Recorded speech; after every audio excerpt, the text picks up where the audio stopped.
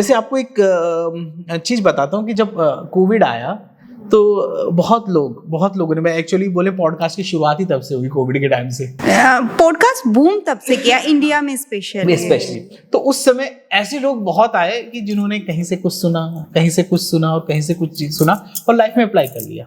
Like उस time काढ़ों की बात बहुत हुई कि ये काढ़ा बना के पी लीजिए, आपकी इम्यूनिटी बूस्ट हो जाएगी और चल जाएगा। तो कई लोगों ने उसको इतना यूज कर लिया काढ़ों को। उनमें जनरली ऐसे बहुत सारे काढ़े थे जो हल्के से गर्म तासीर के, जो नॉर्मल लैंग्वेज में बोलते हैं, जिसकी वजह से उन्हें फिर ब्लीडिंग और ये सारे इश्यूज और कोविड भी गर्मी में ही आया। तो इसलिए हमारा क्या काम है, जो हम आयुर्वेदिक डॉक्टर, हमारा ये काम है कि हम जो रियल आयुर्वेदा है वो लोगों को सर्व करें।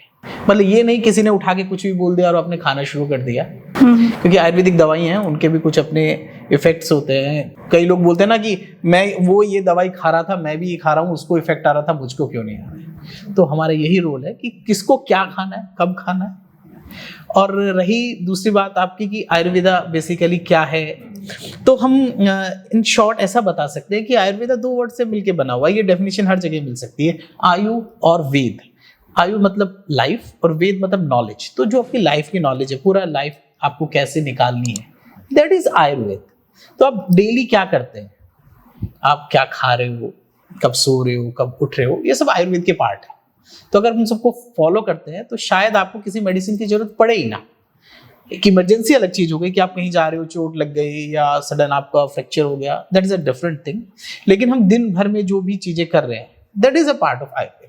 आयुर्वेदा में सब कुछ लिखा है, आपको कब उठना है, क्या खाना है, किस ऋतु में क्या खाना है। एग्जैक्टली ये क्वेश्चन मेरे माइंड में अभी आ रहा था कि मैं कहीं पढ़ रही थी कि आयुर्वेदा इज का main theory is balance, how to maintain a balance. Is it true in anything?